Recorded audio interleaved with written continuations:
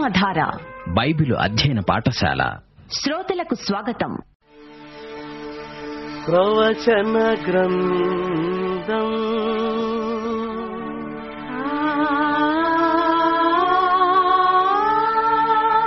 దానియేలు గ్రంథం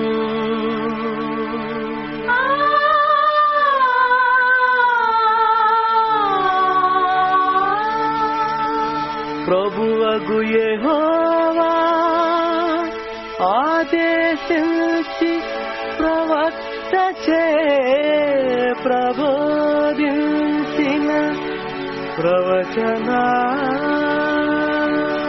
గ్రంథం దానియేలు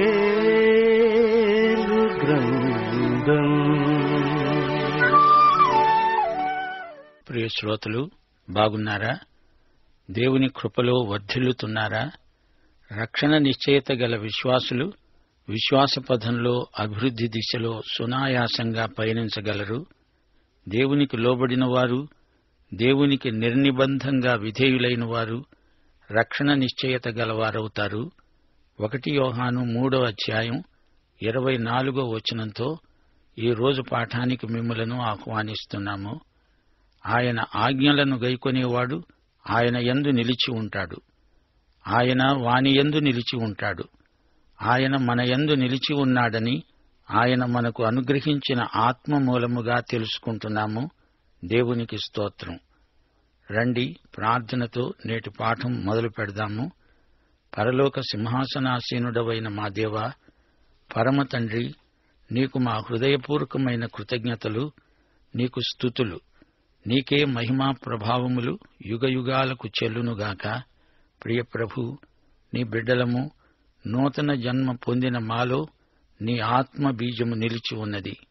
మాటతో నాలుకతో కాక క్రియతో సత్యముతో ప్రేమించే కృప మాకు అనుగ్రహించండి. దేవా, నీ ఆజ్ఞలను గైకొని నీ దృష్టికి ఇష్టమైనవి చేసేవారికి అడిగినవన్నీ మీరే ఇస్తారు. పాపము వల్ల కలిగే భ్రమ నుండి మీ బిడ్డలను కాపాడండి. మా శ్రోతలను కుటుంబాలుగాను వ్యక్తిగతంగాను ఆశీర్వదించండి. మా దేశమును, దేశ ప్రజలను, పరిపాలకులను, అధికారులను ఆశీర్వదించండి. రోగులను స్వస్థపరిచే మీ హస్తాలతో ముట్టండి ప్రభు. బలహీనులను, దరిద్రులను, అన్యాయానికి, దౌర్జన్యానికి గురి అయిన అమాయకులను ఆదరించండి. సంఘ ఉజ్జీవము కోసమై ప్రార్థిస్తున్నాము. సంఘ పరిచర్యలను బలపరచండి. సువార్త సేవ బలవత్తరంగా జరుగునట్లు వాక్య ప్రకటనపై మీ అభిషేకముంచండి. నూతన దంపతులకు మీ ప్రత్యేక దీవెనలు దయచేయండి. సువార్తికులు ప్రయాణములలో ఉండగా వారిని కాపాడండి. వాక్య ఉజ్జీవము, పరిశుద్ధాత్మ ఉజ్జీవము మా శ్రోతలకు అనుగ్రహించుమని, క్రైస్తవ సేవా సంస్థలను దీవించుమని, క్రైస్తవ నాయకత్వమును బలపరచుమని, ఈ రోజు వాక్య అధ్యయనమందు మాకందరికీ సమృద్ధి దీవెనలు దయచేసి మరిన్ని నూతన అనుభవాలు మాకిమ్మని యేసుక్రీస్తు వారి మహాపవిత్ర నామమున ప్రార్థిస్తున్నాము తండ్రి. ఆమేన్. ప్రియ శ్రోతలు, ఈ రోజు మన పాఠం దానియేలు గ్రంథం 5వ అధ్యాయం 1-17 వరకు. జాగ్రత్తగా వినండి. ఈ అధ్యాయంలో బెల్షాసరు విందు, గోడపైన దేవుని రాత, అది చదవలేని జ్ఞానులు, రాజు ఇవ్వజూపిన బహుమానాలను తిరస్కరించిన దానియేలు, గోడమీది రాతను దానియేలు చదివి చెప్పటం, బబులోను పతనం, దేవుని ప్రవచనాలు అప్పటికప్పుడే నెరవేరటం, ఆ రాత్రే బబులోను కుప్పకూలిపోవడం మొదలైనవి మీరు వినబోతున్నారు. ఇప్పుడు వివరాలు.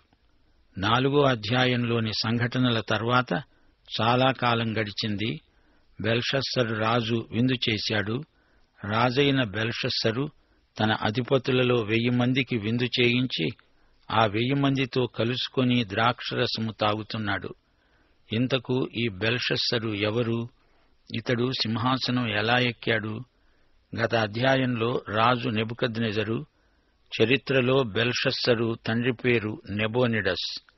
తన తండ్రికి ప్రతిగా బెల్షస్సరు రాజకీయ వ్యవహారాలను చూస్తున్నాడు. అతడే పరిపాలకుడు. నెబుకద్నెజరు చనిపోయాడు. అతని కుమారుడు ఎవిల్ మరోదాకు రాజయ్యాడు. క్రీస్తుపూర్వం 561 సంవత్సరంలో అతని పరిపాలన మొదలైంది. ఎవిల్ మెరోదాకును నెర్గల్ షరేజరు హత్య చేశాడు. ఇతడు నెబుకద్నెజరు కూతుర్నే పెళ్లాడాడు. నెర్గల్ షరేజరు తరువాత అతని కుమారుడు రాజయ్యాడు. అతడు కొన్ని నెలలు మాత్రమే పరిపాలించాడు. అతని తరువాత నెబోనిడస్ వచ్చాడు. ఇతడు నెబుకద్నెజరు అల్లుడే. ఇతడే బబులోనుకు చిట్టచివరి రాజు. ఇతడు ఎక్కువ కాలం దండయాత్రల్లో విదేశాలలో గడిపాడు. తండ్రికి బదులు అతని కుమారుడైన బెల్షస్సరే పరిపాలన సాగిస్తున్నాడు. యిర్మీయా ప్రవచనం ఖచ్చితంగా నెరవేరింది. యిర్మీయా గ్రంథం 27వ అధ్యాయం 6-7 వచనాలు. ఇప్పుడైతే దేశములన్నిటినీ నా దాసుడగు బబులోను రాజైన నెబుకద్నెజరు వశము చేస్తున్నాను. అతణ్ణి సేవించుటకై భూజంతువులను కూడా అతని వశము చేస్తున్నాను. అతని స్వదేశమునకు కాలము వచ్చే వరకు సమస్త జనులు అతనికి, అతని కుమారునికి, అతని కుమారుని కుమారునికి దాసులై ఉంటారు. ఆ కాలము రాగా బహుజనముల మహారాజులు అతని చేత దాస్యము చేయించుకుంటారు. అనగా నెబుకద్నెజరు మనుమనితో అతని రాజ్యం అంతమైపోతుంది. నెబోనిడస్ బెల్షస్సరు తండ్రి అన్నాము గదా. ఈ తండ్రి తన కుమారుడైన బెల్షస్సరు కోసం చేసిన ప్రార్థన ఈ మధ్య తవ్వకాలలో ఒక శాసన పత్రం మీద దొరికింది. ఆ ప్రార్థనలో నెబోనిడస్ అన్నాడు, నా కుమారుడు, నా హృదయమార నేను ప్రేమించే నా సంతు తన దేవుణ్ణి గౌరవించునుగాక, అతడు పాపము చేయకుండునుగాక. 5వ అధ్యాయంలోని సంఘటనలు జరిగినప్పుడు బెల్షస్సరు తండ్రి విదేశీ దండయాత్రల్లో ఉన్నాడు. బెల్షస్సరు మాత్రమే బబులోనులో ఉన్నాడు. బెల్షస్సరు దానియేలును 3వ అంతస్తుకు హెచ్చిస్తానన్నాడు.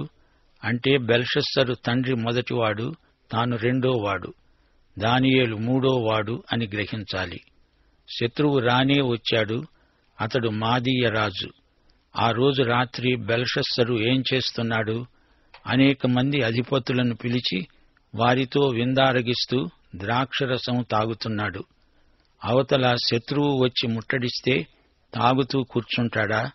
ఎంత నిర్లక్ష్యం! తన రాజధాని నగరం శత్రు దుర్భేద్యం అనుకున్నాడు. నెబుకద్నెజరు నిర్మించిన మహానగరం బలమైన కోట గోడలు. కోట లోపల కొన్ని సంవత్సరాలకు సరిపోయేటంత ఆహారం ఉన్నది.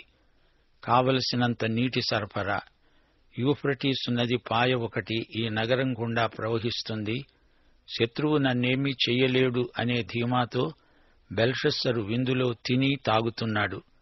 తాగుబోతుల వల్ల జాతికి ఎంత నష్టమో ఊహించగలరా? కుటుంబం మొదలుకొని రాజ్యాంగం వరకు తాగుబోతుతనం అరిష్టదాయకమే. బెల్షస్సరు విందు, త్రాగుబోతుల పొందు. బెల్షస్సరు ప్రమత్తంగా ఉన్నప్పుడే శత్రువు వచ్చి ముట్టడించాడు. దానియేలు 5వ అధ్యాయం 2-3 వచనాలు. బెల్షస్సరు ద్రాక్షరసము త్రాగుతూ ఉండగా తానును తన అధిపతులను, తన రాణులను, తన ఉపపత్నులను వాటిలో ద్రాక్షరసము పోసుకొని త్రాగునట్లు తన పూర్వీకుడైన నెబుకద్నెజరు యెరూషలేములోని ఆలయములో నుండి తెచ్చిన వెండి బంగారు పాత్రలను తెమ్మని ఆజ్ఞాపించాడు. అందుకు వారు యెరూషలేములోని దేవుని నివాసమగు ఆలయములో నుండి తీసుకొన్న సువర్ణోపకరణములను తెచ్చి ఉంచగా రాజులు, అతని అధిపతులు, అతని రాణులు, ఉపపత్నులు వాటిలో ద్రాక్షరసము పోసుకొని తాగారు. శ్రోతలు, రాజేమి చేస్తున్నాడో గమనించారా? శత్రువును ధిక్కరించే చర్య ఇది. కాని త్రాగిన మైకంలో తనకు తానే గొప్ప కీడు చేసుకుంటున్నాడు. నెబుకద్నెజరైతే ఈ విధంగా చెయ్యడు. నెబుకద్నెజరు యెరూషలేమును ముట్టడించినప్పుడు అతడు అప్పటికే వృద్ధుడు. అప్పుడతడు అన్యుడు. యెరూషలేము దేవాలయమందలి ఉపకరణాలను తెచ్చాడు. అయితే ఆ తరువాత తాను స్వయంగా సత్య ఏకదేవుణ్ణి తెలుసుకున్నాడు. అందుచేత ఆ ఉపకరణాల మీద అతడు చెయ్యి వేయలేదు, వాటిని ముట్టలేదు. ఈ బెల్షస్సరు అప్పుడు బాలుడు, రాజసౌధంలో పెరిగాడు. ఇప్పుడతడు తన అధిపతులతో విందులో ఉన్న రాజు, యువకుడు. 4వ వచనం. వారు బంగారు, వెండి, ఇత్తడి, ఇనుము, కర్ర, రాయి మొదలైన వాటితో చేసిన దేవతలను స్తుతిస్తూ ద్రాక్షరసము తాగుతూ ఉన్నారు. దేవతల పేరు చెప్పి మరీ తాగుతున్నారు. బబులోని దేవతలు ఎన్నెన్నో. త్రాగడం పాపం, పాపాన్నే తమ దేవతలకు నైవేద్యం పెడుతున్నారు. ఇదెక్కడి ఆరాధన, అదేమి పూజ? దేవదూషణపై మతపు ముసుగు కప్పుతున్నారు. అప్పుడేం జరిగింది? ఆ ఘడియలోనే మానవ హస్తపు వేళ్లు కనపడి దీపము దగ్గర రాజు యొక్క నగరు గోడ పూత మీద ఏదో ఒక రాత రాస్తున్నట్లే ఉంది. ఆ హస్తం రాయడం రాజు చూచాడు. ఇప్పుడు దేవుడు స్వయంగా జోక్యం కలిగించుకుంటున్నాడు. ఇది కలగాదు, దర్శనం కాదు. దేవుడు ఆ వ్యక్తిని కలుసుకోవాలని ఉద్దేశించలేదు. ఈ రాజు పరలోకాన్నే అవమానపరుస్తున్నాడు. ఆధ్యాత్మిక సత్యాన్ని వేళాకోళం చేస్తున్నాడు. విందుశాల గోడ మీద దేవుడు ఏదో రాస్తున్నాడు. దేవుడికి కోపం వచ్చిందా? అవును, కోపం వచ్చింది. ఒకసారి ఒక వ్యభిచారిణిని యేసు ముందుకు తెచ్చారు. అప్పుడాయన తన వేలితో నేల మీద ఏదో రాశాడు. అది క్షమాపణ సందేశం. ఆ వేలితోనే ఇక్కడ గోడ మీద రాస్తున్నాడు. ఇది తీర్పు సందేశం. బెల్షస్సరు దేవుణ్ణి, పరలోకాన్ని ధిక్కరించాడు. అదే గోడ మీది రాత. దాన్ని చదివి చెప్పడానికి దానియేలు వస్తున్నాడు. 6వ వచనం. రాజు ముఖం వికారమైంది. అతడు మనసులో కలవరపడ్డాడు. అతని నడుము, కీళ్లు సడలి అతని మోకాళ్లు గడగడ వణుకుతూ కొట్టుకుంటున్నాయి. బెల్షస్సరు నిలువలేకపోయాడు. అంతవరకు బాగా తాగిన మైకంలో నిలవలేకపోయాడు. ఇప్పుడు మత్తు వదిలింది, నిషా దిగింది. ఇప్పుడు మామూలు స్థితిలో ఉన్నా నిలబడలేకపోతున్నాడు. గోడ మీద రాతను, దాన్ని రాస్తున్న చేతిని చూచి కంగారు పడ్డాడు. చచ్చినంత పనైంది. ముచ్చెమటలు పోశాయి. భయం ఆవేశించింది.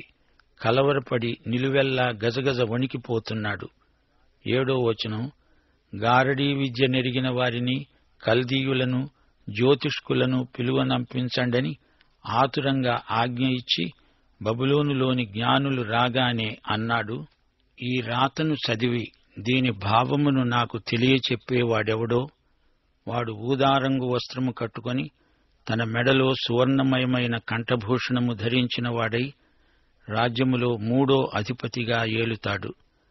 రాజ్యములో 3వ అధిపతి. నెబోనిడస్ అసలు రాజు, బెల్షస్సరు రెండోవాడు. సరే, ఆ స్థానంలోని జ్ఞానులందరూ వచ్చారుగాని వారు గోడమీది రాతను చదివి చెప్పలేకపోయారు. 8వ వచనం. రాజు నియమించిన జ్ఞానులందరూ అతని సముఖమునకు వచ్చారు గాని ఆ రాత చదవటమైనా దాని భావము తెలియజెప్పటమైనా వారి వల్ల కాలేదు. బెల్షస్సరు ఇప్పుడు మైకంలో లేడు, మామూలుగానే ఉన్నాడు. గోడమీది రాతేమిటి, దాని భావమేమిటి చెప్పండి అని వారిని అడుగుతున్నాడు. వారికి గొప్ప బహుమానాన్ని ప్రకటించాడు. గాని వారందరూ రాజు ఎదుట నిలిచి దిక్కులు చూస్తున్నారు, అవాక్కైపోయారు. వారేమీ చెప్పలేకపోయారు, ఏమీ చెయ్యలేకపోయారు. నిశ్చేష్టులై అలాగే మ్రాన్పడి నిలుచున్నారు. బబులోను జ్ఞానులు తమ అశక్తతను వెల్లడించడం ఇది 3వసారి. 3 సార్లు వీరి అపజయం వీరి ఉద్యోగాలకు ముప్పే. అందరి ఉద్యోగాలు దీనితో రద్దయిపోయాయి. 9వ వచనం. అందుకు రాజైన బెల్షస్సరు మిగుల భయాక్రాంతుడై తన అధిపతులు విస్మయమొందునట్లుగా ముఖవికారము గలవాడయ్యాడు. ఆ విందుశాలలో ఒక్క త్రుటిలో వాతావరణమంతా మారిపోయింది. ఇంతకు ముందే తాగి తందనాలాడిన వీరు ఇలా మారిపోయారేమిటి? ఆ గుంపంతటినీ భయం ఆవేశించింది. 10వ వచనం. రాజుకు అతని అధిపతులకు జరిగిన సంగతి రాణి తెలుసుకొని విందు గృహానికి వచ్చి అన్నది, రాజు చిరకాలము జీవించునుగాక. నీ తలంపులు నిన్ను కలవరపరచనీయకు. నీ మనస్సు నిబ్బరముగా ఉండనియ్యి. నీ రాజ్యములో ఒక మనుష్యుడున్నాడు. అతడు పరిశుద్ధ దేవాత్మ గలవాడు. నీ తండ్రి కాలములో అతడు దైవజ్ఞానము వంటి జ్ఞానము, బుద్ధి, తెలివి గలవాడై ఉండడము నీ తండ్రి కనుగొన్నాడు. గనుక నీ పూర్వీకుడైన నెబుకద్నెజరు రాజు శకునగాండ్రకు, గారడీ విద్య గలవారికి, కల్దీయులకు, జ్యోతిష్కులకు పై అధిపతిగా అతణ్ణి నియమించాడు. ఈ రాణి రాజమాత, నెబుకద్నెజరు భార్య. విందుశాలలో ఏమి జరిగిందో రాజమాతకు తెలిసింది. రాజుతో మాట్లాడడానికి ఆమె ఎకాయికి విందుశాలకు వచ్చింది. హీబ్రూ సాంప్రదాయంలో తండ్రి అంటే తాత, ముత్తాత ఎవరైనా కావచ్చు. 12వ వచనం, రాజమాత అంటోంది, ఈ దానియేలు శ్రేష్టమైన బుద్ధిగలవాడై కలలు తెలియజేయడానికి, మర్మములు బయలుపరచడానికి, కఠినమైన ప్రశ్నలకు ఉత్తరమివ్వడానికి జ్ఞానము, తెలివి కలవాడుగా కనిపించాడు. గనుక ఆ రాజు అతనికి బెల్తెషాజరు అని పేరు పెట్టాడు. ఈ దానియేలును పిలువనంపు, అతడు దీని భావము నీకు తెలియచెప్తాడు. రాజమాత మంచి సలహా ఇచ్చింది. దానియేలును పరిచయం చేసింది. దానియేలు ఆత్మపూర్ణుడు, అతడే గోడమీది రాత చదువగల జ్ఞాని. అప్పుడు వారు దానియేలును పిలువనంపించారు. అతడు రాగా రాజు అన్నాడు, రాజైన నా తండ్రి యూదులలో నుండి ఇక్కడికి తీసుకుని వచ్చిన చెర సంబంధమైన యూదులలో ఉండే దానియేలు నీవే కదా? దేవుళ్ల ఆత్మ, వివేకము, బుద్ధి, విశేష జ్ఞానము నీయందున్నవని నిన్ను గూర్చి విన్నాను. ఈ రాత చదివి దాని భావము తెలియచెప్పుమని జ్ఞానులను, గారడీ విద్య గలవారిని పిలిపించాను. గాని వారు ఈ సంగతి యొక్క భావమును తెలుపలేకపోయారు. నెబుకద్నెజరు చనిపోయాక దానియేలును అందరూ మరిచిపోయారు.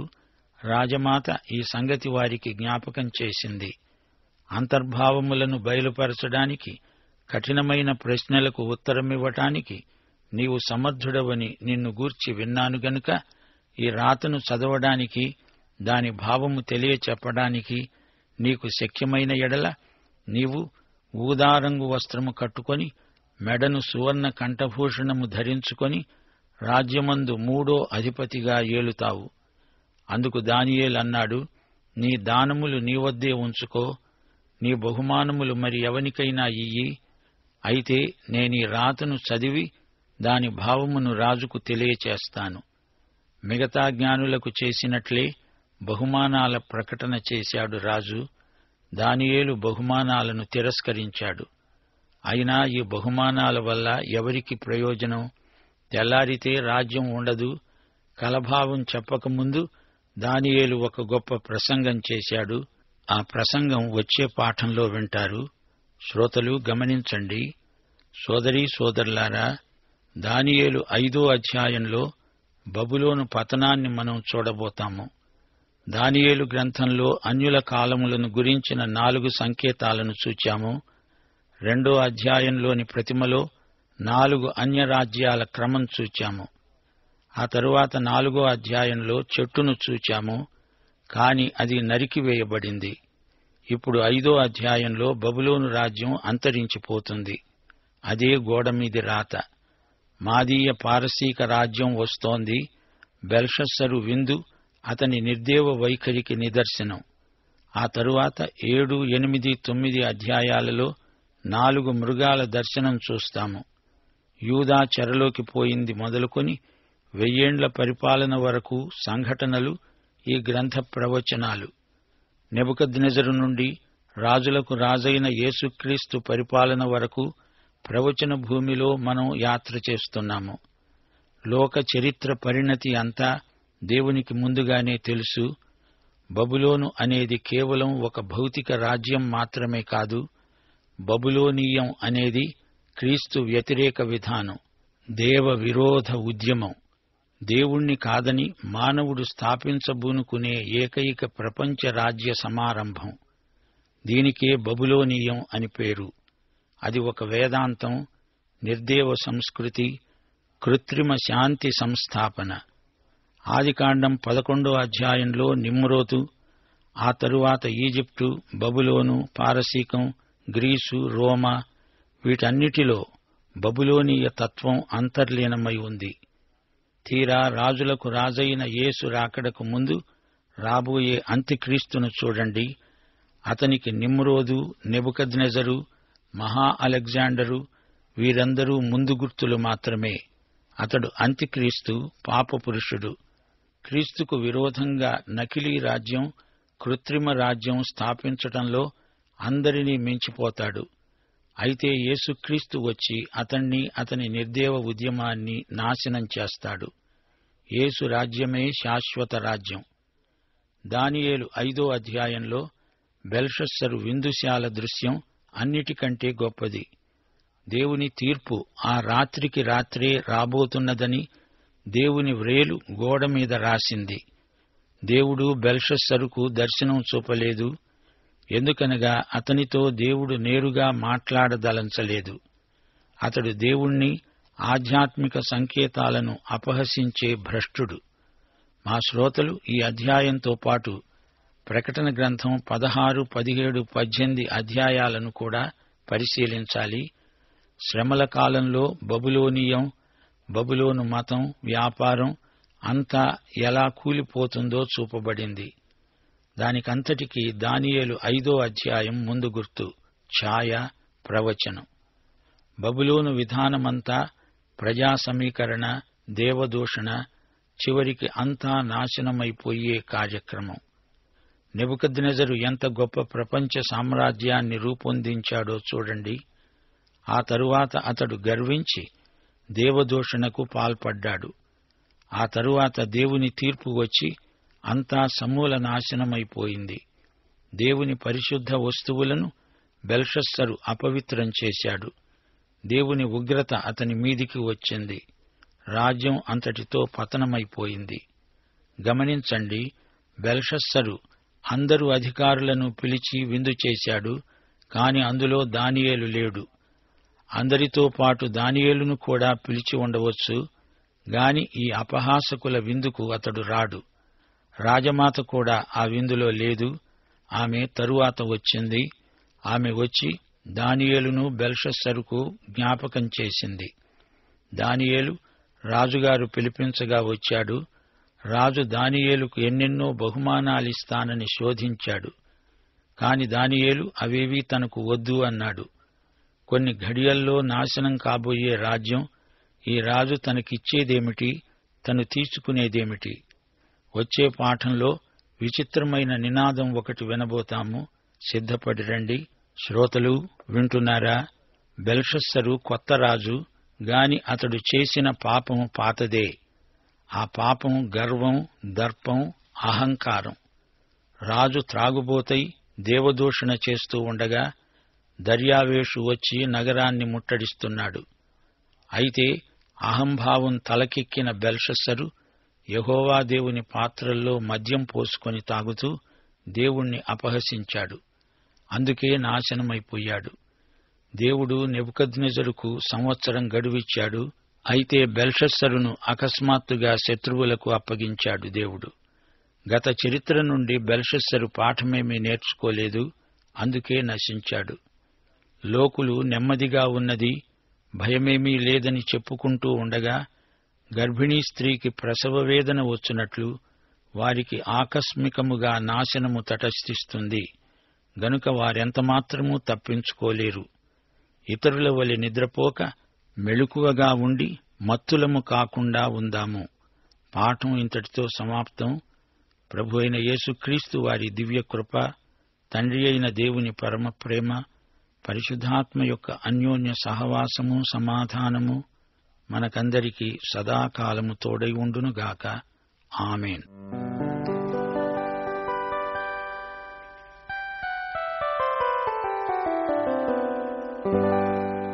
యేసుని రాకడా చేరువ కాగా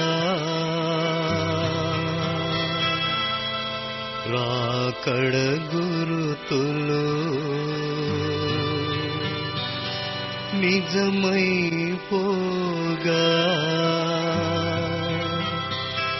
లోకముపై నీ నేత్రమేలా సోదర యేసుడు తెంచువేగా యేసుని రాకడ చేరువ కాగా రాకడ రాకడ గురుతులు నిజమైపోగా లోకముపై నీ నేత్రమేలా సోదర యేసుడు ఏ తెంచువేగా యేసుని రాకడా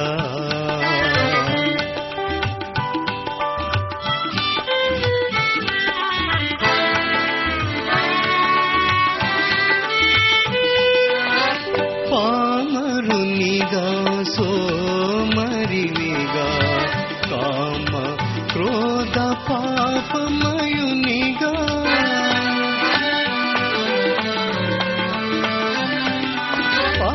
పామరునిగా సోమరినిగా కామ క్రోధ పాపమయునిగా ఎన్నాళ్ళు ఈ లోకము నీకు ఎన్నాళ్ళున్న మరణము నీకు త్వరలోనే ప్రభుడే తెంచు కనుక చేరుము యేసుని వేగా యేసుని రాకడా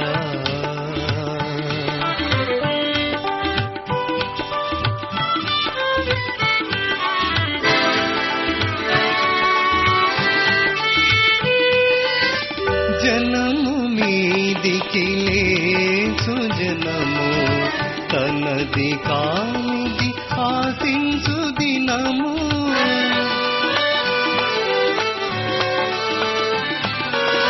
జనము మీదికి లేచు జనము తనది కానిది ఆశించు దినము ఋతువుల్లో కల మార్పులు చూడు అతిగా కలిగే కరువులు చూడు త్వరలోనే ప్రభుడే తెంచు కనుక చేరుము యేసుని వేగా యేసుని రాకడ చేరువ కాగా రాకడ గురుతులు నిజమైపోగా లోకముపై నీ నేత్రమేలా సోదర యేసుడు ఏ తెంచువేగా యేసుని రాకడా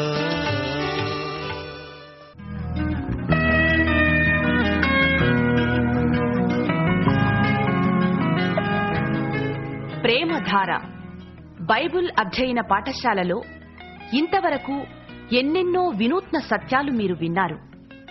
మీరు విన్న విషయాలను గురించి ఇంకా వివరంగా తెలుసుకోవాలని ఆశిస్తే ప్రస్తుతం మీరు వింటున్న దానియేలు గ్రంథ వర్తమానాలపై గొప్ప దేవుడు అనే చిన్న పుస్తకాన్ని సిద్ధం చేస్తున్నాం. ఈ పుస్తకం మీ విశ్వాస జీవితంలో ఎదురయ్యే పరీక్షా పరిశోధనల్లో విజయం సాధించడానికి ఎంతో సహాయపడగలదు. గొప్ప దేవుడు అనే ఈ చిన్న పుస్తకం ఉచితంగా పొందగోరేవారు ఈ రోజు మాకు రాసి మీ పేరు నమోదు చేయించుకోవచ్చు.